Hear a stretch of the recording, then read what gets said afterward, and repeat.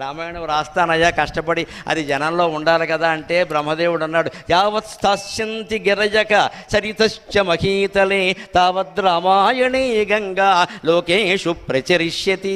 మహర్షి అనుమానిస్తున్నావా? నువ్వు రామాయణం రాస్తే ఎంతకాలం ఉంటుందో తెలుసా? పర్వతాలు ఎంతకాలం ఉంటాయో, నదులు ఎంతకాలం ప్రవహిస్తూ ఉంటాయో అంతవరకు రామాయణం అనే గంగ లోకంలో ప్రవహిస్తూనే ఉంటుందయ్యా అన్నాడు ఆయన. చూస్తున్నావా లేదా?